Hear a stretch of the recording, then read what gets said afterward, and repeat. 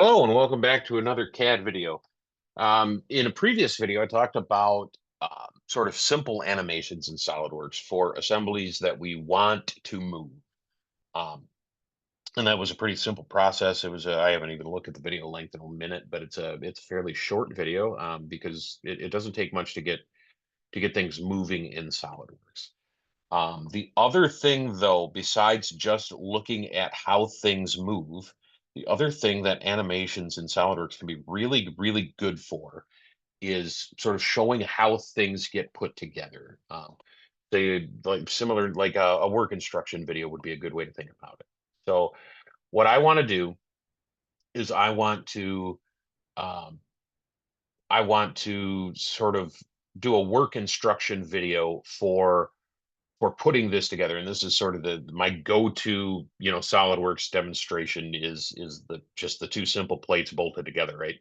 Um, because it's simple to get these concepts through. So in this case, I've got my four bolts. Now I did something I don't normally do here.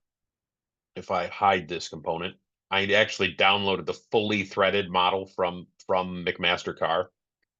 Um, I normally don't do that, and in fact, I recommend that you don't because it takes a lot of let's call it unnecessary processing power for SolidWorks to sort of render all of those threaded surfaces when we don't really care that they're there. In most applications, you don't really care to see that all of the detail of the thread is there. Or, for instance, all of these, chamfers here on the hex head. We don't really care that all those details are there. We care as far as this model is concerned that the dimensions are correct and that when we need to recognize that this is a screw, that we recognize this is a screw. So I usually just model it as a simple revolve feature with a proper size hex and with a cosmetic thread, because the cosmetic thread doesn't really take any processing power away from SolidWorks. But in this case, I didn't do it that way. I did it with downloaded models. I just wanted to show that detail, just for the purposes of this video. So showing how this thing goes together um, is actually a fairly simple process. Now, in a normal animation, when we want, and I'm positioning this in sort of anticipation while I talk. In normal animation, when we have an assembly that moves, we're going to play around with the motion study down here in the lower corner, the lower left corner, right? We get our keyframes, we sort of drag the timeline around, we play, we move things around. But in this assembly, nothing can actually move. Like if I go to the motion study and if I want to move this bolt, I want to show this bolt gets driven in, right? If I go and try to like drag this, I mean, it rotates because I got lazy and didn't lock it down in that orientation. But I can't actually, drag it up to show that it would be driven into the model. Um, But a previous tool that I have talked about can actually help us here, and that would be the exploded view. So if I go to the configuration manager, and I've already created one, right? You can check out a previous video I've done on how to create this exploded view. In fact, I will delete it and walk through it right now. They see that's the benefit of doing things on the fly. I've just decided to create a new exploded view. So I no longer have one. If I right click and click on new exploded view, um, and in a previous video, I think I did all four screws at once, but in this case, I'm going to do them one at a time in different steps. Oops, let's delete that one from the selection. Undo. There we go. We need to add a step. There we go. So we click done, select the next screw, drag it up to approximately the same height. Done. I'm going to do one screw at a time and drag them up and out of the way. Done. Drag this up and out of the way. Done. And then drag the plate up and done. So I'm going to accept that explosion. Now I have an exploded view again. I can collapse it. I can explode it. Now, if I right click, notice I have my collapse up at the top, right? I can collapse, I can explode. I also have an animate collapse, and I haven't talked about that before because for most of the application, like if we were just turning this into a drawing, I wouldn't care that it can animate.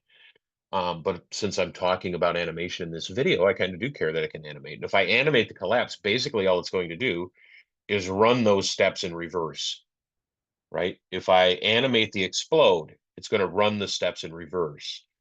So outside of the motion study, which is a way to get um, animation on assemblies that can actually move, the animate explode and animate collapse are features that allow me to sort of animate assemblies that don't move. So this would be very useful, maybe like I said at the beginning, for like a video work instruction, right?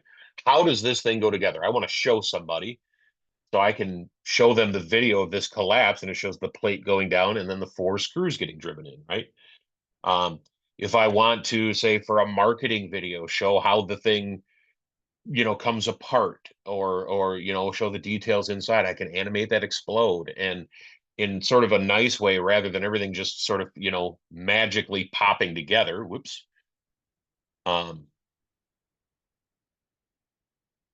What did I actually, what happened here? Animate collapse. There we go. It didn't like something. So I've sort of got that option. I've got that option now, to, let's explode it, rather than, like I started to say, rather than, um, manually and just sort of magically popping things out. We get a nice pretty animation, and I'm wondering why it actually isn't giving me the options in both directions. Let's close that animation and see. There we go. Because I had that animation tab open, or left it open, I should say. So, but if I now want to, sort of tweak, let's edit the feature, and we can do all kinds of things, right? We can add steps. I could move these screws way off my screen so they come from nowhere. I've done that before. Like I want to show the screws coming in, but I don't want them to actually be floating out in space. So I might zoom in tight on like this plate. Let's get out of that. And if I animate the collapse from here, the parts just sort of come in from nowhere. I've done that before, right? Because this is the part I care about. It gives us a nice good view of everything. Um, but if I'm for now just going to leave it up here. If I now animate my explode, right? Let's zoom so it all fits. Animate my collapse. I want to run it in both directions. Actually, I'm going to leave the collapse. And if I can play around, I can do slow play. So let's play the collapse in slow-mo. That looks a little better than fast. That's half speed. I don't have quite the same, I don't have quite the same. I can also play it back so that it does both the um, explode and collapse. So it should bounce back and forth. Um, I don't have quite the same options that I do. I can't really tweak timing of when things happen and all that good stuff. Let's pause that and get it back into normal mode. Um, I can't really play with the timelines, add that buffer time front and back, but what I can do, I can still save, and I can, again, SolidWorks likes AVIs. MP4s are by far more common. It can also put out a series of images. So rather than an actual video, and there are some pieces. So for instance, if you wanted to create a GIF, an animated GIF that's not technically a video, you could do that with a series of JPEGs that would you could then combine in. Even PowerPoint can create GIFs from a JPEG file. Um, but you could create a series of images, and then you even have images of your assembly that you can use later. So there's options within here, but for video, I mean, MP4 is it, and that's the wrong folder. Oop, not the desktop either. That's in documents, and I saved it here. So we're going to save it as an MP4. Again, I'm going to do 30 frames a second. Again, there's not really as much detail in here as, again, a video game that might be running at 60 frames per second native.